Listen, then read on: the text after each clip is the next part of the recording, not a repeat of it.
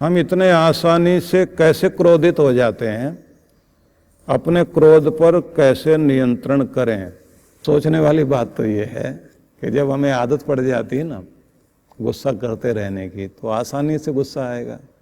और गुस्सा इतना समझदार है, अपने से कमजोर पर ही आएगा, ताकत वाले पर कभी भी नहीं आएगा।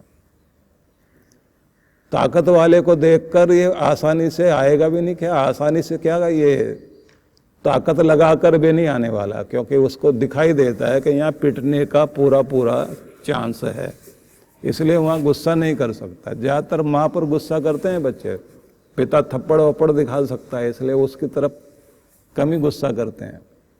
और अगर गुस्सा करेंगे भी जाके पीठ पीछे जा करके शोर मचाएंगे, तो सीधा मतलब है क्रोध के आना, क्रोध का आगमन स्वाभाविक है, लेकिन क्रोध जो है अपने से ताकत वाले से डरता है। मतलब क्रोध का बड़ा भाई है भय। भय जहां होता है वहां ये दबता है, और जैसे ही वो भय हटे तब ये उभरता है।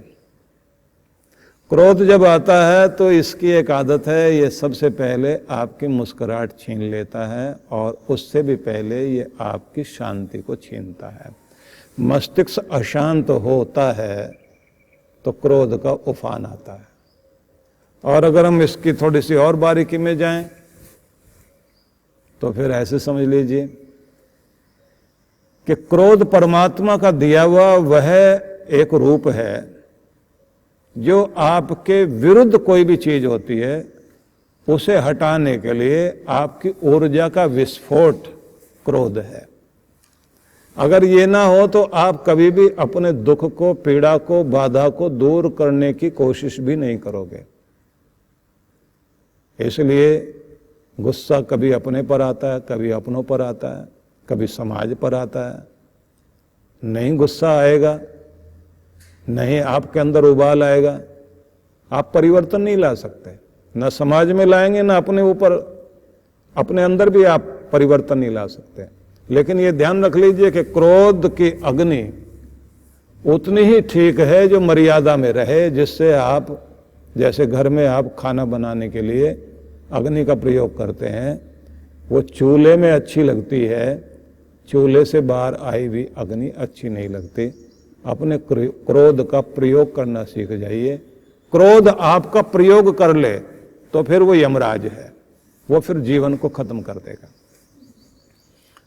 अब इसकी और बारीकी में जाएं तो मैं आपको ये बता देता हूं, जो आपने पूछा कि नियंत्रण कैसे करें। तो पहले तो ये कोशिश कीजिए, जब गुस्सा आ रहा हो, पहली लहर जब आए तो वहीं से आप अपने आप को शांत करिए। माथे को ढीला छोड़िए, लंबे गहरे सांस लीजिए, पानी पी लीजिए, वक्त को टालिए, जगह छोड़ दीजिए, और जीभ दांतों से दबाकर मन मन में भगवान का नाम लीजिए। घड़ी बुरी है, ये आदमी गुस्से वाला मुझे भी अपने जैसा बना लेना चाहता है, जिस आग में खुद जल रहा है मुझे भी वैसा बनाना चाहता है, खुद तो मूर्खता कर ही रहा है, मुझे भी मूढ़ बनाना चाहता है। ऐसे मन में जल्दी जल्दी भाव लाकर आप उस जगह से हटें तो अच्छा। लेकिन ये सारे प्रयोग जितना जल्दी हो सकता है उतना जल्दी कर लीजिए, क्योंकि आपको पता भी नहीं लगेगा कि ये अपना काम कर जाएगा, और आप जो है वो जीभ दांतों से दबाते रह जाएंगे। इसलिए अच्छा होता है कि जितना जल्दी प्रयोग कर लें।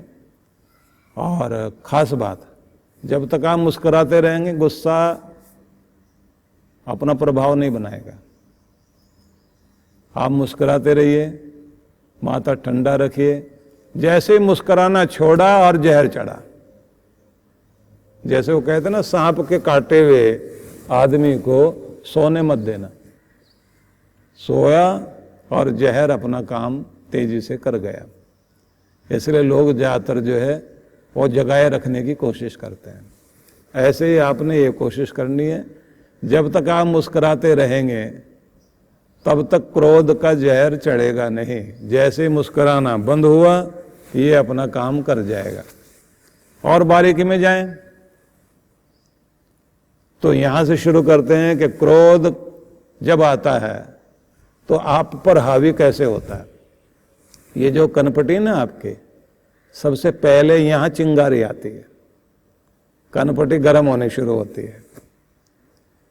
बस यहीं से शुरू कर देना आप कि ये गर्मी चलती हुई और सीधे आपके माथे के बीचों बीच आएगी। त्योरी चढ़ने वाली हो उससे पहले लंबे गहरे सांस लो, मुस्कुराने की कोशिश करो और ये समझो कि दूसरा व्यक्ति जो गुस्सा दिला रहा है वो इस समय हमें गलत तरफ खींचना चाह रहा है। इससे बात करेंगे तब जब ये शांत होगा, क्योंकि गुस्सा ही हर चीज का समाधान नहीं है, ऐसा समझकर अपने आप को संभालना चाहिए। थोड़ा और आगे बढ़े तो जब ये चिंगारी यहाँ से शुरू होती है और माथे पर आती है, त्योरियां चढ़ने लग जाती है, माथे पर बल पड़ने लग जाते हैं, तो वहीं तक कोशिश कीजिए। तीर छूटने से पहले अगर संभाल लिया तो बहुत अच्छी बात है, छूट गया तो फिर वो अपना काम करेगा ही। तो वहां से चलेगा, माथे पर आएगा। अब माथे से आते ही फिर ये आई ब्रो पर आता है, भौवें भौवें ऐसे फैल जाती है। यहां से चला, यहां आया, यहां से आया, आई ब्रो पर आया, और फिर यहां भी रोक लो तो बहुत अच्छी बात है, नहीं तो फिर ये नाक पर आएगा। लोग कहते हैं इसका तो गुस्सा नाक पे बैठा रहता है, मतलब वहां से उसकी यात्रा पहले यहीं रहती है।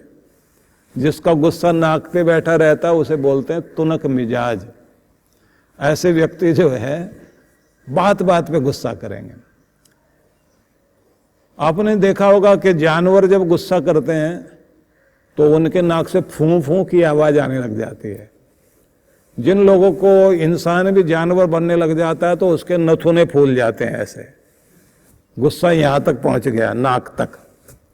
और जैसे नथुने फूल गए, यहां तक भी रोक सकते हैं तो बहुत अच्छी बात है, नहीं तो ये यात्रा करता जा रहा है।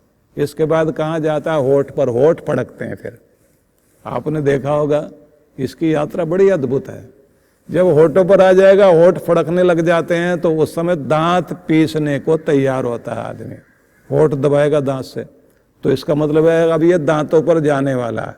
उसके बाद आपने देखा ना कि कैसे ये दांत पीसता है आदमी, दांत चबाता है। और फिर अगर यहां तक रह गया तो भी कोई बात नहीं, फिर ये जीभ पर आ जाता है, गाली शुरू। और जैसे गाली पर आ गया तो उसके बाद में फिर ये गले पर आता है, गला फाड़ फाड़ के चिल्लाएगा आदमी।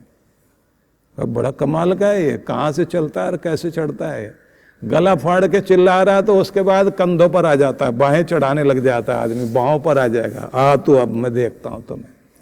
और उसके बाद में अगर ये दिल पर आ गया तो उसके बाद तो फिर आप सोचते ही हैं कितना असर करता है, कितना जहरीला हो जाता है। और अगर ये फिर पांव तक आ गया तो लात घूसे।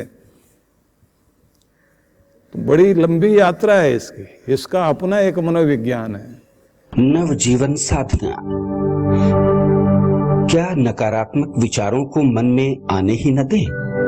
ये हमारे वश में है? क्या तनाव की जड़ें मन में उपजेंगी ही नहीं? अगर निरंतर ध्यान साधना को जीवन में शामिल कर लिया जाए, आध्यात्मिक जगत में परमात्मा की अनुभूति के साथ क्या सांसारिक जगत में भी प्रसन्नता, सफलता, संबंधों में आत्मीयता, धन ऐश्वर्य का सपना सच करती है नवजीवन साधना? तो इसका जवाब है हाँ।